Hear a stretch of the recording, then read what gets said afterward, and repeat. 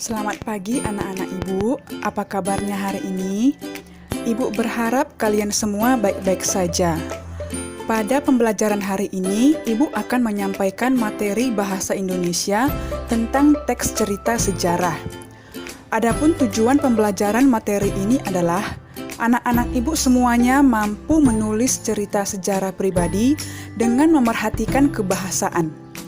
Ibu berharap setelah kalian mempelajari ini, siswa-siswa ibu tidak lupa dengan masa lalu yang telah kalian lalui, baik itu suka, duka, kecewa, atau kejadian yang lucu, karena masa lalu merupakan pengalaman terbaik ketika menghadapi masa depan. Yang pertama, kalian harus memahami terlebih dahulu apa itu teks cerita sejarah. Teks cerita sejarah adalah teks yang menceritakan tentang fakta dan kejadian masa lalu yang menjadi latar belakang terjadinya sesuatu, sehingga mempunyai nilai sejarah.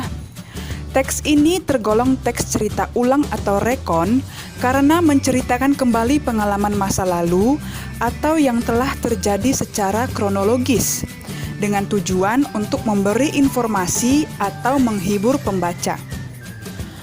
Tahap kedua, kalian akan memahami tentang struktur yang membangun teks cerita sejarah itu sendiri, yaitu yang pertama, orientasi. Pada bagian ini berisi tentang pengenalan singkat dari peristiwa yang akan diceritakan. Berikut akan Ibu contohkan kutipan teks cerita sejarah pribadi bagian orientasi. Judulnya adalah Perjalanan Menjadi Tentara. Ayah merupakan tulang punggung bagi hampir setiap keluarga. Di usianya yang sudah senja, ayahku tetap mencari nafkah bagi anak-anaknya. Ayahku merupakan seorang tentara, namun tidak seperti kebanyakan yang tentara lakukan seperti menjaga perdamaian, menjaga perbatasan, dan bahkan dikirim ke daerah yang sedang terjadi konflik. Ayahku bekerja di bagian jasmani yang biasanya melatih para tentara lainnya untuk lulus tes agar dapat naik pangkat. Mungkin kebanyakan orang berpikir bahwa mudah untuk melaksanakan kegiatan tersebut. Nyatanya tidak. Kadang ayahku sering melakukan kegiatan yang menguras waktu dan tenaga sehingga harus dikerjakan sampai lembur yang akhirnya ayahku tidak dapat pulang ke rumah. Yang kedua, urutan kejadian. Urutan kejadian yaitu menceritakan rekaman peristiwa sejarah menurut urutan kejadian dari awal hingga akhir secara rinci. Tujuannya agar para pembaca dapat lebih memahami hal apa yang sebenarnya terjadi pada masa lalu. Berikut akan Ibu contohkan kutipan teks cerita sejarah pribadi bagian urutan kejadian peristiwa. Nama saya Tentrem Raharjo, biasa dipanggil Ketut. Saya merupakan anak kelima dari 7 bersaudara.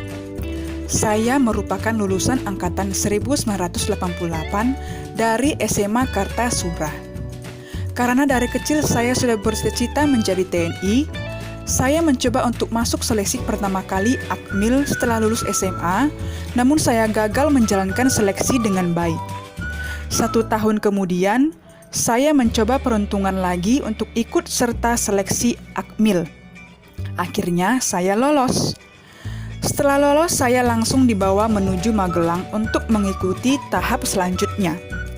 Setelah semua tahap saya lalui, bersama peserta yang lain, akhirnya datang juga momen yang kami tunggu, yaitu pengumuman siapa saja yang lolos. Sayangnya, saya tidak lolos. Di situ saya sedih karena belum bisa selangkah lebih maju untuk menjadi TNI. Saya tidak berlarut dalam kesedihan karena saya berpikir mungkin Tuhan punya rencana yang lebih baik buat kita. Ternyata benar, saya langsung ditawari untuk Panto Kirpus Secaba Angkatan Darat di Bandung. Namun saya menolak karena saya lebih memilih untuk kuliah agar dapat dekat dengan orang tua. Setelah dipertimbangkan dengan matang, akhirnya saya mengambil jurusan Eskip UNS. Singkat cerita, pada tanggal 11 September 1993, saya resmi wisuda dan diberi kesempatan untuk mengajar di STM Yayasan Perguruan Murni di Solo. Pada tahun 1996, Saya ikut SEPA PK di Panda Kodam Jaya tanpa harus mengorbankan waktu mengajar. Pada seleksi pertama, lulus dilanjut tes selama kurang lebih 1,5 bulan di Magelang dan diumumkan lulus kembali. Setelah saya mengikuti masa orientasi, saya langsung ditugaskan selama 10 tahun di Pontianak. Tuntutan pekerjaan membuat saya dengan keluarga selalu berpindah-pindah tempat tinggal yang sampai sekarang di Malang. Yang ketiga ialah reorientasi. Merupakan bagian akhir dari teks tersebut berupa komentar pribadi dari si penulis itu sendiri mengenai kejadian yang dialaminya. Namun juga ada beberapa teks cerita sejarah yang tidak menambahkan bagian penutup ini. Itu sah-sah saja karena bagian ini hanya sebagai opsi atau pilihan saja. Berikut akan Ibu contohkan kutipan teks cerita sejarah pribadi bagian reorientasi. Mungkin kita jarang melihat jasa ayah, karena tertutup sebuah tirai besar yaitu jasa ibu. Sebelum saya menulis teks sejarah ini, saya bertanya terlebih dahulu kepada narasumber yang tidak lain adalah ayah saya. Dan setelah saya membaca cerita hasil wawancara, saya berasumsi bahwa terdapat nilai yang dapat saya ambil, yaitu jika engkau memiliki cita-cita maka raihlah, dan cobalah untuk tidak menggapainya, melainkan melampauinya.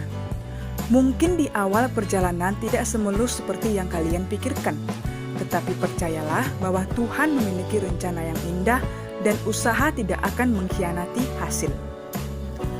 Tahap yang ketiga, anak-anak ibu akan memahami tentang kaidah kebahasaan teks cerita sejarah. Adapun syarat-syaratnya ialah sebagai berikut. Pertama, menggunakan kalimat bermakna lampau. Misalnya, pada waktu itu, pada tahun 2010, dan sebagainya. Contoh kalimatnya, pada waktu itu saya dan kakakku pergi ke pantai Mirota untuk menikmati keindahan alam pantai. Yang kedua, menggunakan konjungsi urutan waktu. Misalnya, sejak saat itu, awalnya, kemudian, setelah itu. Contoh kalimatnya, sejak saat itu saya tidak mau lagi pergi ke rumah kosong itu.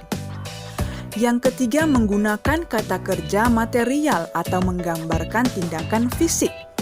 Misalnya, membantu, melaksanakan, berdiri, menangis. Contoh kalimatnya, sejak saat itu saya mulai menangis terseduh-seduh. Yang keempat, menggunakan kalimat tidak langsung. Misalnya, mengatakan, menceritakan, menurut, mengungkapkan.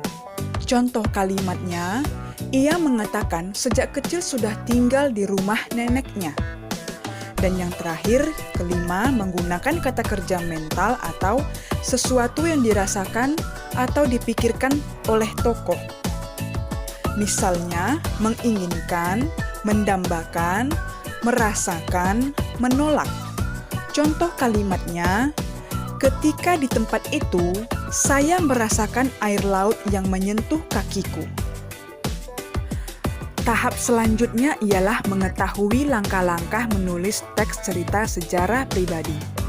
Langkah pertama adalah menentukan peristiwa sejarah pribadi. Pada tahap ini, silakan anak-anak ibu semuanya untuk memikirkan peristiwa apa yang paling berkesan di dalam pikiran kalian, agar dalam penyusunan ceritanya nanti lebih mudah dirangkai menjadi sebuah cerita yang menarik. Langkah kedua adalah menggali peristiwa yang akan diceritakan.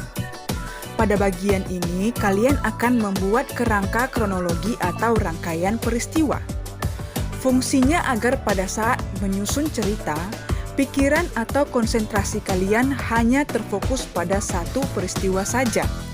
Misalnya dalam menentukan unsur latar tokoh dan tempat dapat diambil pada kejadian yang sebenarnya.